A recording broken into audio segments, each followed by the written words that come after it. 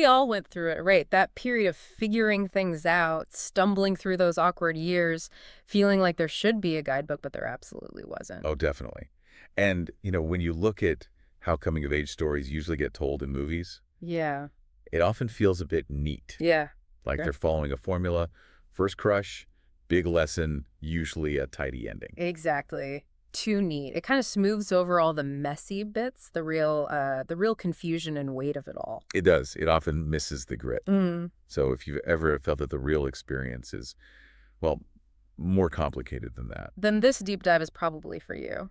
Because we're looking at 5 films that just toss that predictable playbook right out. Mm-hmm. These are stories that really stuck with me, films that aren't afraid to show the messy, difficult truth of growing up without any sugarcoating. Which ones are we talking about? Okay, so we've got The Last Picture Show from 71, then Paper Moon from 73, jumping back to 59 for The 400 Blows. A classic. Totally. Then The Runner from 1984, and finally, the really intense one, Pixote, from 1981. That's quite a range. Different times, different places, but what connects them, I think, is that raw portrayal of what it actually means to come of age. Yeah, they capture the specific burdens, the specific triumphs within their own worlds, Yeah, It goes way beyond the usual teen stuff. absolutely. So, where do we start? The Last Picture Show. Let's do it. Okay, so The Last Picture Show. Man, this film just feels like a town dying.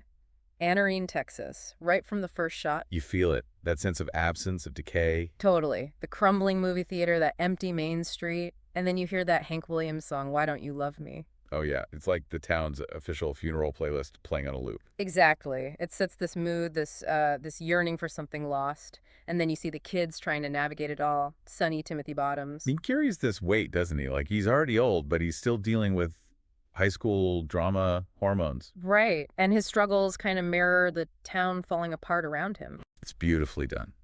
And then there's JC, Sybil Shepherd. Ah, JC. The town heartbreaker. But she's sharp, She seems to understand the power she has, her looks, and she uses it. Especially with Dwayne, Sonny's best friend. Yeah. Played by a very young Jeff Bridges, which is fun to see.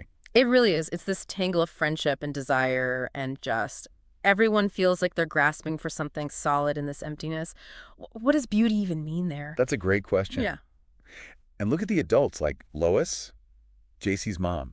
Ellen Burstyn is incredible. So cynical, so world-weary. Right. Her warnings to JC, don't make my mistakes. It doesn't feel like helpful advice. It feels like resignation. Yeah. Like she knows how this story ends in Anarene. Yeah, like it's inevitable. And that whole thing between Sonny and Ruth, the coach's wife, Cloris Leachman, It's so far from, say, The Graduate. miles away. There's no real heat there, is there, it feels like.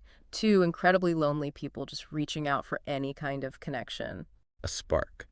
Just trying to feel something in that stagnant air.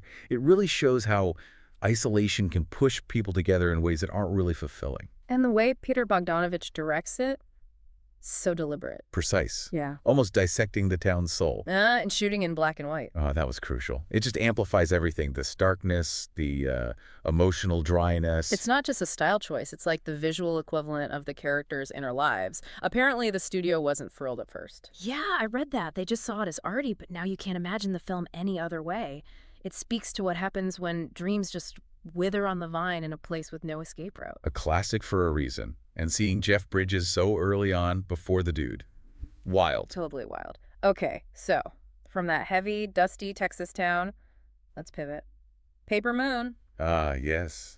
A completely different energy. The Last Picture Show is aside, Paper Moon has this twinkle in its eye. A pickpocket's grin. Exactly. We're smack in the middle of the Great Depression. Hustling isn't just a choice. It's like breathing. And you have this amazing duo, Moses Prey, Ryan O'Neal as the smooth con man. And Addie Loggins, his maybe daughter, played by Tatum O'Neal, who is just 9. And incredible. The whole question of whether he is her father hangs over everything, adding this layer. It does. And their main con, selling fancy Bibles to widows, pretending the dead husband ordered them. It's audacious. But their journey through Kansas running this scam, Yeah. it weirdly builds this real unconventional bond between them. And Addie isn't just tagging along. She's often the brains of the operation. This little kid is constantly outsmarting the adult. She's got incredible street smarts. Tatum O'Neal absolutely deserved that Oscar, the youngest ever. Yep.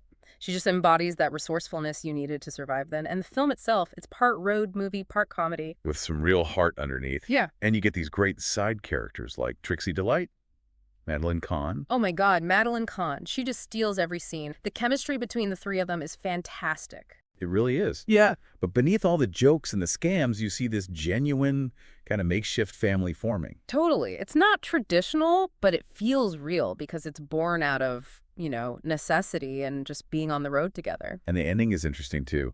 Unlike the book it's based on, the film just lets them keep driving. No neat resolution. Right. It suggests growing up isn't always about settling down. Sometimes it's about finding your people, your connection, wherever you can, even if it's in a getaway car. Forging your own path, it really makes you think about what family can mean. And yeah, Addie outsmarting Depression-era adults makes you wonder what you'd think of today's influencers. Uh-huh. Probably run circles around them. Okay, shifting gears again. From the American Midwest to Paris and the French New Wave. 400 Blows, Francois Truffaut's 1959 masterpiece. So personal, so influential. Absolutely. We're following Antoine Doinel, played by Jean-Pierre Léaud. He's 12 and just rebelling against everything. School's boring, parents seem clueless. He feels totally misunderstood. And Truffaut uses that handheld camera sometimes, doesn't he? It gives it this restless, unstable feeling, just like Antoine feels. Yeah, and he acts out, skipping class, telling huge lies. I mean, he pretends his mother died. Which is pretty extreme. But what's key is that Truffaut doesn't glamorize it. He's drawing so much from his own childhood.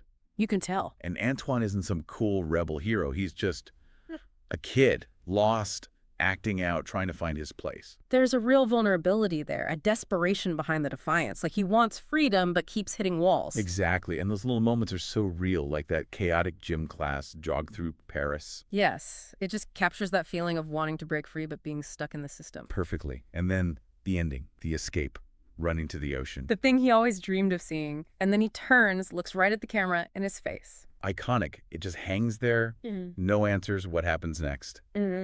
It's like he's asking us. Right. It's that moment of realizing, oh, maybe adulthood isn't the magical escape I thought it would be. Maybe it's just more disillusionment. A pretty universal feeling, I think, that sense of being misunderstood by the adult world. That film just nails it. It really does. And his skill at skipping school was pretty impressive. He had that down. Okay, so from Paris, let's travel again to Iran.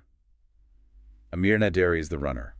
Visually stunning film. 1984. Very different feel again. Deeply affecting. It follows Amiro, this 11-year-old orphan in the port city of Abadan, living in an abandoned tanker ship. Just surviving. Diving for bottles in the water, shining shoes, selling ice water. It's relentless. And he can't read, he gets bullied. It's incredibly tough. But Naderi films it with this painterly quality. Yeah, it's not linear, is it? More like a collage of his life. Snapshots of struggle, moments of defiance. The sound design is intense, too, all the port noise. It creates this feeling of energy amidst the hardship. And the colors. Naderi's use of color is amazing. Oh, definitely. The blue of the Gulf water, Amira's red shirt against the landscape, that golden light at dusk. It finds beauty even in that harsh environment. There's that incredible scene, the race for the block of ice. Along the railway track, it's frantic, almost primal. Everyone's scrambling. And Amiro gets it, but then he shares it, despite having nothing. That moment is so powerful. It says so much about his character, his resilience, his humanity, even when the world gives him nothing. Finding compassion in the toughest places. Yeah. And the film starts with him yelling at the huge ships, right, and ends with him watching a plane. Yeah, symbols of yearning, escape, wanting something more. Exactly, a longing for freedom. It's such a potent reminder that for many kids, childhood isn't carefree, it's a fight, but a fight that can still hold beauty. Makes you check your privilege, complain about slow Wi-Fi or whatever. Puts things in perspective for sure. Okay, this brings us to the last one, and maybe the toughest watch of the bunch. Definitely the toughest. Hector Babenco's Pixote. Prepare yourself for this one. Yeah, 1981, Brazil. Yeah. It's unflinching. Absolutely brutal in its honesty about kids living on the margins in the favelas. No safety net. None. We follow Pixote, he's maybe 10 or 11, escapes this horrific reform school only to land in an even worse world.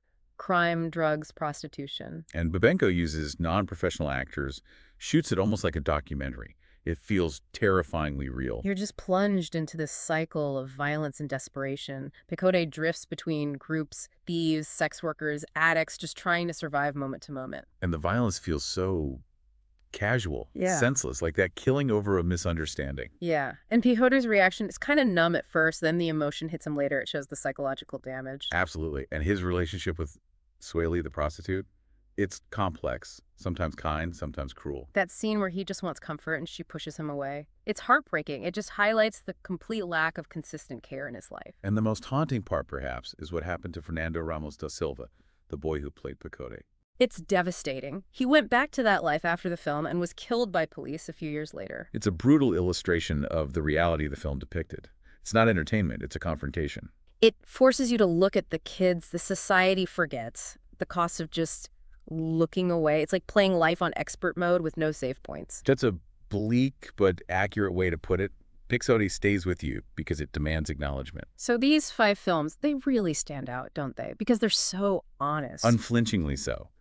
The Last Picture Show, That Small Town Ache, Paper Moon, finding humor and connection in hardship. The 400 Blows, pure youthful restlessness. The Runner, incredible resilience against all odds. And Pixote, that stark look at neglect. They just refuse to sanitize growing up. Yeah, they show the messy bits, the beautiful bits, the brutal bits. They feel like reflections of actual life, not just stories. And maybe for anyone who's ever felt lost or like they didn't fit the mold growing up. Which is probably everyone at some point. Right. These films offer a kind of solidarity, a reminder that struggle and uncertainty are part of it. Definitely. So maybe next time you're scrolling through options, think about seeking one of these out. They might not be easy viewing, not always comfortable, but they offer something deeper, a more meaningful, maybe more empathetic look at that whole complicated journey. A different kind of satisfaction. Makes you wonder, doesn't it? What parts of your own story might you see reflected back in these unvarnished portrayals?